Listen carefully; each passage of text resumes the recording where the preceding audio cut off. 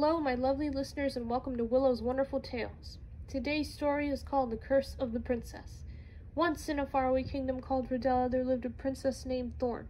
She lived in a beautiful gray castle in the mountains with her parents, Queen Mira and King Grayson, and her two brothers, the Princes Draven and Onyx.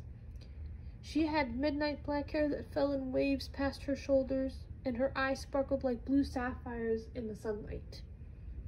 She wore a silver dress with pink slippers and a silver crown with little pink gemstones that sat on top of her head.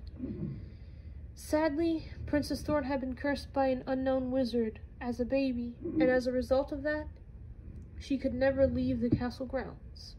She could never leave to go any place with anyone. No matter how hard she tried, as soon as she set foot outside of the castle courtyard, she was whisked back inside as if she'd never left in the first place. Because of this, her family did not treat her with kindness, for her parents would say they had no daughter, and her brothers would say they had no sister. This made her sad, and because she couldn't leave, she was lonely. She'd spent most of her time in the library reading as much as she could. Fortunately, she wasn't too alone. Every morning after breakfast, she would sit in the courtyard and talk with the castle gardener Delphin. She would talk to him about the books she had read, and likewise he would talk to her about the plants in the garden.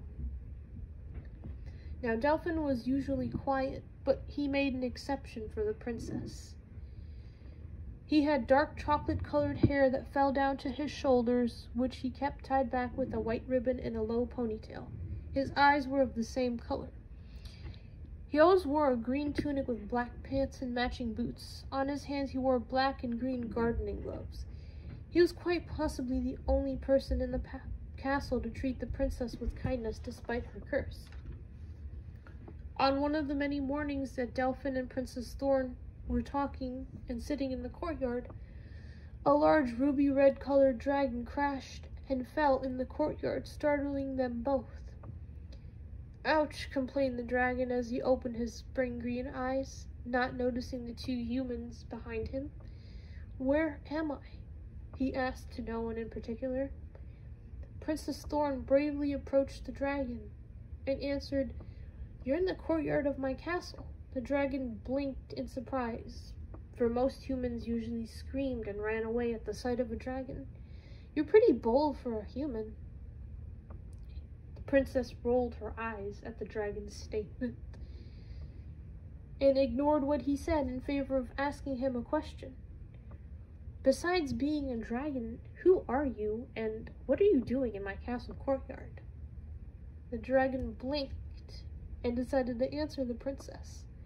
"Well, I'm Ash. I'm king of the dragons. I was flying to a meeting, but I think I got something in my eye and I crashed.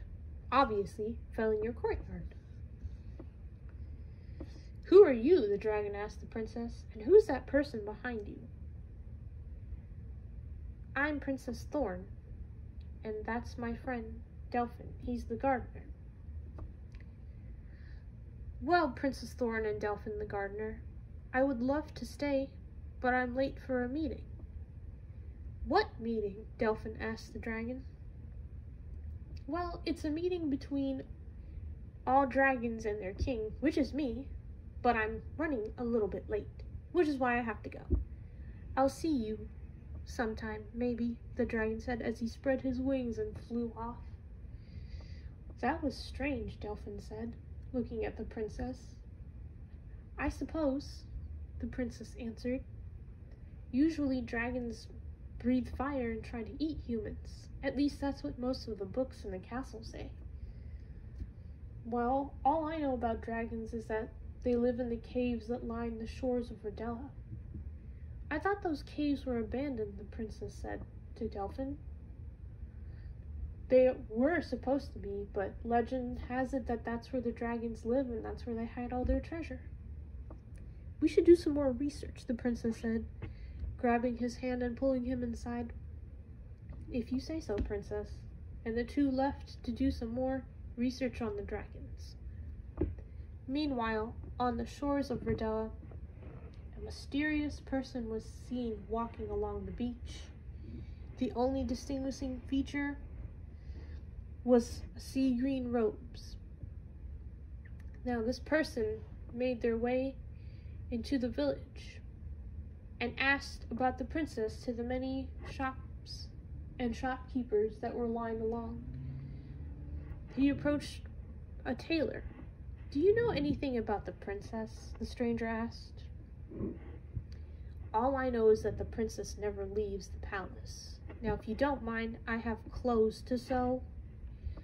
"No need to be rude," the stranger said as he walked away.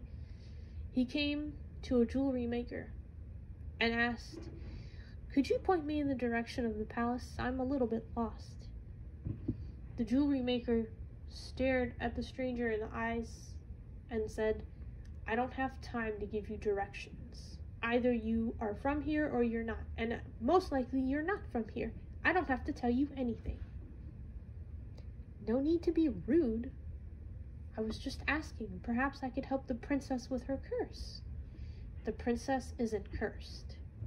Now, unless you're going to buy something, I suggest you leave." "Why is everyone here so rude?" the strangers said to themselves. "Maybe because you're not asking the right person," another shopkeeper said. "And who might you be?" the stranger asked. "Well, I sell pots and pans, as you can see, but I'd be happy to give you directions to the princess for a price." "I knew there was a catch," the stranger said, rolling their eyes. "Fine, how much do you want?" "How about 10 gold pieces, and then I'll give you directions to the palace." "How about 5 gold pieces?" the stranger said. "Otherwise, I'll just find the palace myself." "You drive a hard bargain," the shopkeeper answered to the stranger. "Very well, I'll take 5. The stranger dropped the 5 gold coins into the shopkeeper's hand, and then the shopkeeper proceeded to tell him that the palace was up in the mountains, hidden by a path. Now, the stranger